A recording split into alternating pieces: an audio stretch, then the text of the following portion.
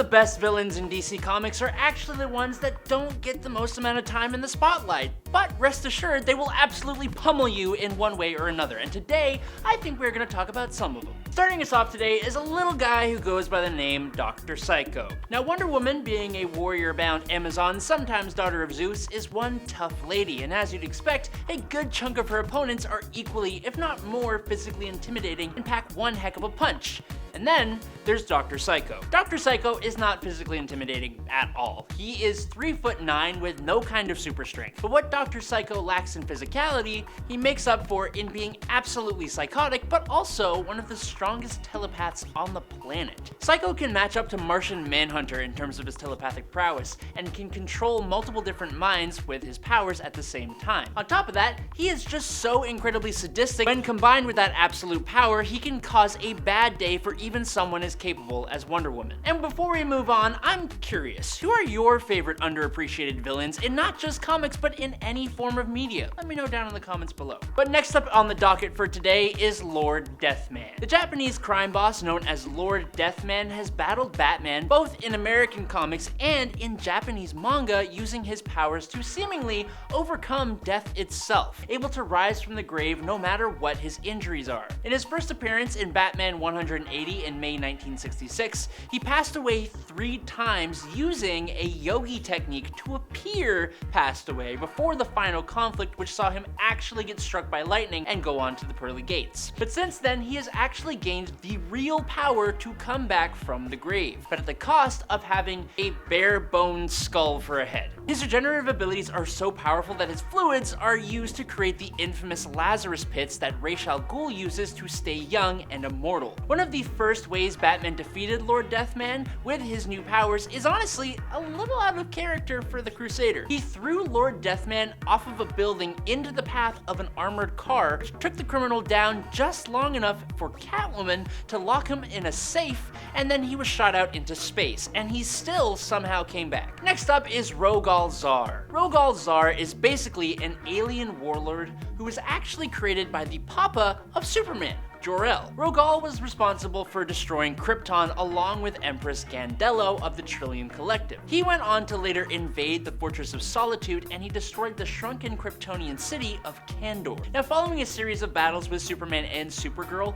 the pair were only able to come out on top when the Girl of Steel used a Phantom Zone projector to send Zar to the Phantom Zone. Now, all of that is pretty impressive, but what really sold a lot of people on his actual raw power was later on, when Rogal escaped from the Phantom Zone, leading an army of criminals, including General Zod, who then turned on him. He did battle with Superman, Supergirl, General Zod, John Kent, and even Crypto the dog, all at the same time, until the Thanagarians showed up and put Zar in permanent stasis. Clifford Smek was a participant in a government experiment which caused him to tap into the quantum field, which allowed him to then manipulate dark matter. Now, we have no idea what that really means because we don't even really know what dark matter is, but in DC Comics, the dark matter in Major Force's body allows him to do incredible things like absorb energy, fly, regenerate, and even create light constructs like a Green Lantern can. Another side effect of all this concentrated energy inside of him means that he will go off like a nuclear boom boom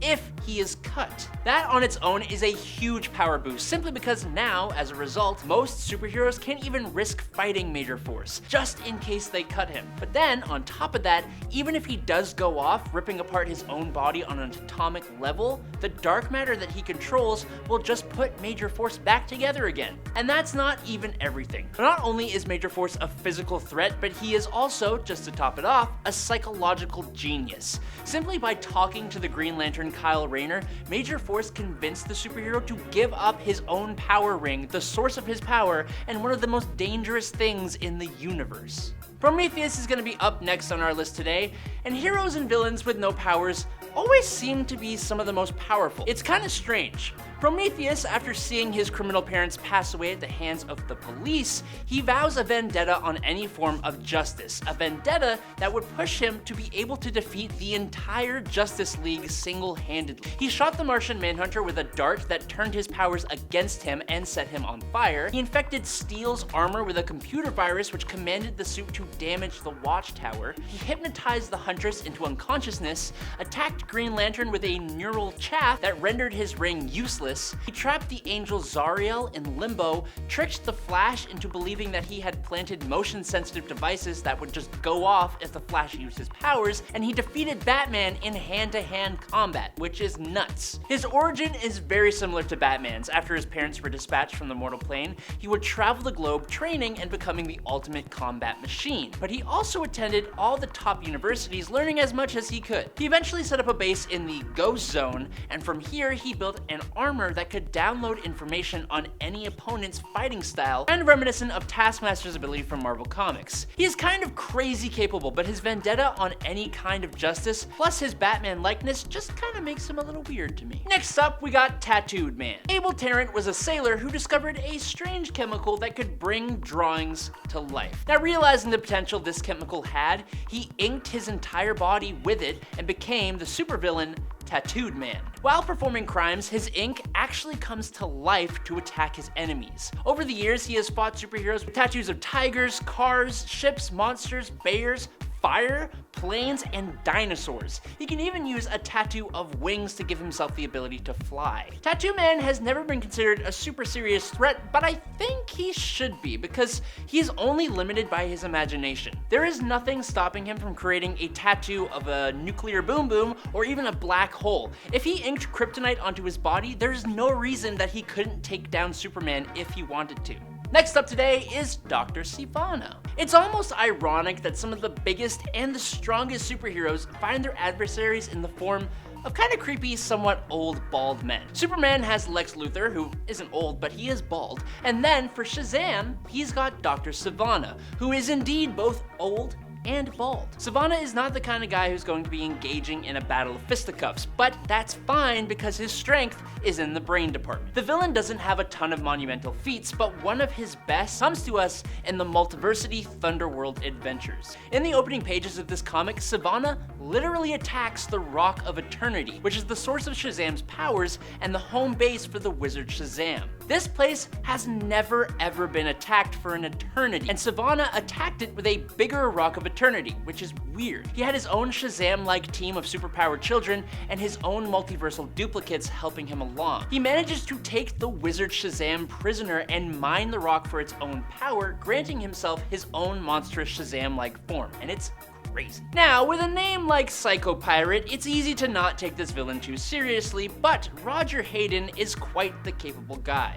Hayden wears a faceplate called the Medusa Mask, which can control the emotions of anyone nearby, and he staunchly believed that this was his ticket to riches and power. When heroes or the police try to stop his crime sprees, Psycho Pirate just uses his mask to overwhelm his opponents with shame, guilt, depression, or any other number of emotions. He can also make a person develop a phobia of anything he wants them to be afraid of. Like, in his debut issue, he made Dr. Fate, one of the most powerful magic users in DC Comics, develop Cytophobia, aka the fear of food. And then he attacked Fate with a pizza. That's amazing! Psycho Pirate has played a huge part in some of the biggest DC comics ever, including Crisis on Infinite Earths and Infinite Crisis. If you needed more proof, Amanda Waller, the head of the Task Force X program, aka the Suicide Squad, has claimed that Psycho Pirate is one of the scariest beings in the universe, calling him, quote, a man who could make gods go mad,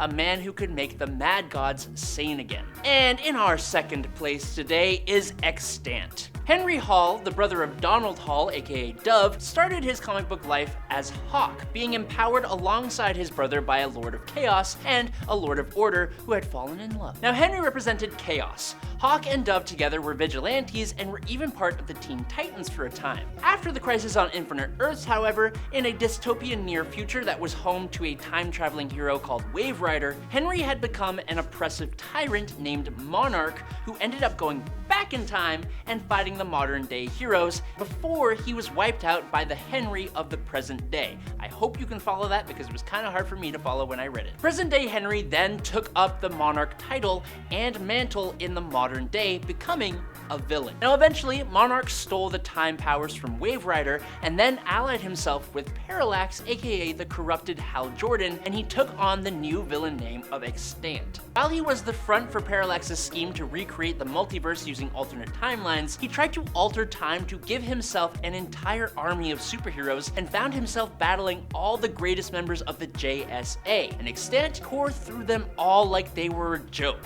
and he even used his temporal powers to age up the members of the JSA that he didn't just straight up send to the afterlife. And lastly today, I think anyone who hasn't heard of this villain before would be forgiven. When you think of the most fearsome villains, specifically the villains of Captain Marvel, otherwise known as Shazam, you may not first think about the 7-inch long sentient worm from Venus known as Mr. Mind. This diabolically evil mind-controlling worm, after the events of Infinite Crisis, would cocoon himself and then emerge as a massive monstrosity capable of manipulating reality, consuming universes, and traveling through time and space. He was described as, quote, eating years and events from this universe's history, altering the Earth with every flap of his giant wings. It took a combined effort from Booster Gold, Supernova, and Skeets to defeat Mr. Mind by trapping him inside Skeets' shell, which was fortified by the Suspendium. Then, Booster Gold threw Skeets through time with the help of Supernova to the day that he was first discovered on Earth by Dr. Savana, and then he's trapped in a time loop